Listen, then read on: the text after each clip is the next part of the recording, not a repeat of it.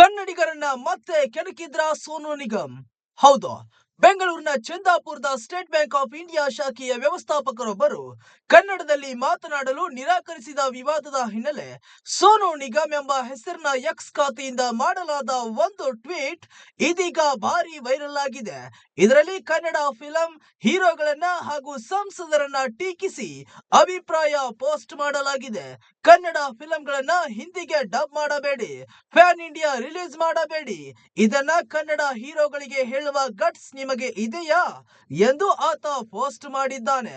ಈ ಹಿಂದೆ ತಮ್ಮ ಸಂಗೀತ ಕಚೇರಿಯಲ್ಲಿ ಕನ್ನಡಾಭಿಮಾನಿಗಳನ್ನ ಪೆಹಲ್ಗಾಮ್ ಭಯೋತ್ಪಾದಕರಿಗೆ ಹೋಲಿಸಿ ಸೋನು ನಿಗಮ್ ರಾದ್ದಾಂತ ಮಾಡಿಕೊಂಡಿದ್ದರು.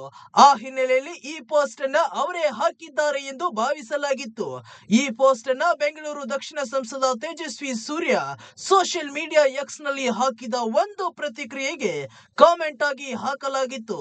ಚಂದಾಪುರದ ಎಸ್ಬಿಐ ಬ್ಯಾಂಕ್ನ ಕನ್ನಡೇತರ ಸಿಬ್ಬಂದಿಯ ಉದ್ದಟತನದ ವರ್ತನೆಯನ್ನ ಇದರಲ್ಲಿ ಸಮರ್ಥಿಸಲಾಗಿತ್ತು. ಸಾರ್ವಜನಿಕ ವಲಯದ ಸಿಬ್ಬಂದಿ, ವಿಶೇಷವಾಗಿ ಬ್ಯಾಂಕಿನಲ್ಲಿರುವವರು ಸ್ಥಳೀಯ ಭಾಷೆಯನ್ನ ಕಲಿಯಬೇಕು ಎಂದು ಬೆಂಗಳೂರಿನ ಬಿಜೆಪಿ ಸಂಸದ ತೇಜಸ್ವಿ ಸೂರ್ಯ ಹೇಳಿದ್ರು. ಶಾಖಾ ವ್ಯವಸ್ಥಾಪಕರು ಗ್ರಾಹಕರೊಂದಿಗೆ ವಾಗ್ವಾದ ನಡೆಸುತ್ತಿರುವ ವೈರಲ್ ವಿಡಿಯೋವನ್ನ ಸೂರ್ಯ ಹಂಚಿಕೊಂಡಿದ್ದರು.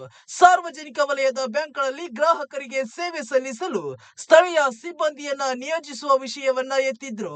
ನೀವು ಕರ್ನಾಟಕದಲ್ಲಿ ವಿಶೇಷವಾಗಿ ಬ್ಯಾಂಕಿಂಗ್ ನಂತಹ ವಲಯದಲ್ಲಿ ಗ್ರಾಹಕ ಸಂಪರ್ಕ ಸಾಧಿಸುವ ಕೆಲಸ ಮಾಡುತ್ತಿದ್ರೆ ಗ್ರಾಹಕರಿಗೆ ಅವರಿಗೆ ತಿಳಿದಿರುವ ಭಾಷೆಯಲ್ಲಿ ಸಂವಹನ ನಡೆಸುವುದು ಮುಖ್ಯ.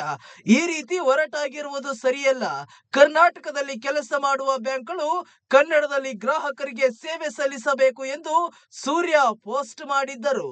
ತೇಜಸ್ವಿ ಸೂರ್ಯ ಅವರನ್ನ ಈ ಸೋನು ಅಕೌಂಟ್ ನಿಂದ ಟ್ಯಾಗ್ ಮಾಡಲಾಗಿದ್ದು ಭಾಷಾ ಚರ್ಚೆಯ ಬಗ್ಗೆ ಒಂದೆರಡು ಟ್ವೀಟ್ ಮಾಡಲಾಗಿದೆ. ಇದನ್ನ ಹಿಂದಿಯಲ್ಲಿ ಬರೆದಿದ್ದು ತೇಜಸ್ವಿ ಅವರ ಅಭಿಪ್ರಾಯವನ್ನ ಪ್ರಶ್ನೆ ಮಾಡಲಾಗಿದೆ. ಹಾಗಾದ್ರೆ ಸಾಫ್ಟ್ವೇರ್ ಕಂಪನಿಗಳಲ್ಲಿ ಸಹ ಕನ್ನಡ ಭಾಷೆಯನ್ನ ಕಡ್ಡಾಯಗೊಳಿಸಬೇಕು. ಅಮೆರಿಕನ್ ಕ್ಲೈಂಟ್ಗಳು ತಮ್ಮ ಯೋಜನೆಗಳನ್ನ ಕರ್ನಾಟಕದಲ್ಲಿ ಪೂರ್ಣಗೊಳಿಸಲು ಬಯಸಿದ್ರೆ ಅವರು ಸಹ ಕನ್ನಡದಲ್ಲಿಯೂ ಮಾತನಾಡಬೇಕು. ಇದರಲ್ಲಿ ಯಾವುದೇ ರಾಜಿ ಇರಬಾರದು. ಸರಿಯೇ ತೇಜಸ್ವಿ ಸೂರ್ಯ ಅವರೇ ಎಂದು ಪ್ರಶ್ನೆ ಮಾಡಿ ಬರೆದಿದ್ದಾರೆ. ಎಕ್ಸ್ ನಲ್ಲಿ ಹಾಕಿದ ಮತ್ತೊಂದು ಪೋಸ್ಟ್ ನಲ್ಲಿ ಈತ ಸೂರ್ಯ ಅವರನ್ನ ನೀವು ಇನ್ನೊಬ್ಬ ಭಾಷಾ ಯೋಧರೇ ಎಂದು ಪ್ರಶ್ನೆ ಮಾಡಿದ್ದಾನೆ. ಹಾಗಿದ್ರೆ ನೀವು ಕನ್ನಡ ಫಿಲಂಗಳನ್ನ ಹಿಂದಿಗೆ ಡಬ್ ಮಾಡಬಾರದು, ಫ್ಯಾನ್ ಇಂಡಿಯಾದಲ್ಲಿ ರಿಲೀಸ್ ಮಾಡಬಾರದು.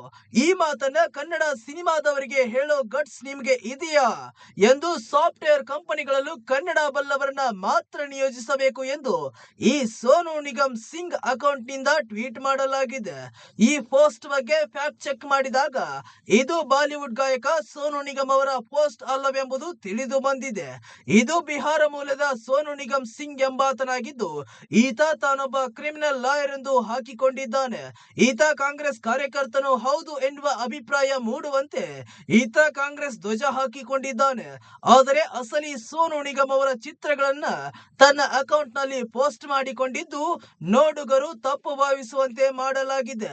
ಈ ನಕಲಿ ಅಕೌಂಟ್ ಬಗ್ಗೆ ಸೋನು ನಿಗಮ್ ಕೆಲವು ವಾರಗಳ ಹಿಂದೆ ತಮ್ಮ ಇನ್ಸ್ಟಾಗ್ರಾಮ್ ಅಕೌಂಟ್ ನಲ್ಲಿ ವಿಷಯವನ್ನ ಶೇರ್ ಮಾಡಿಕೊಂಡಿದ್ರು. ಅದು ನನ್ನ ಅಕೌಂಟ್ ಅಲ್ಲ, ನಾನು ಎಕ್ಸ್ ನಲ್ಲಿ ಅಕೌಂಟ್ ಹೊಂದಿಲ್ಲ. ಈತ ವಿವಾದಾತ್ಮಕ ಪೋಸ್ಟ್ ಗಳನ್ನ ಮಾಡುತ್ತಾ ನನ್ನ ಹೆಸರು ಹಾಗೂ ಖ್ಯಾತಿಯನ್ನ ದುರ್ಬಳಕೆ ಮಾಡಿಕೊಳ್ಳುತ್ತಿದ್ದಾನೆ, ನನ್ನ ವಿಶ್ವಾಸಾರ್ಹತೆಗೆ ಕಳಂಕ ತರುತ್ತಿದ್ದಾನೆ, ನನ್ನ ಹಾಗೂ ನನ್ನ ಕುಟುಂಬವನ್ನ ಅಪಾಯಕ್ಕೆ ತಳ್ಳುತ್ತಿದ್ದಾನೆ ಎಂದು ಸೋನು ನಿಗಮ್ ಪೋಸ್ಟ್ ಮಾಡಿದ್ದರು.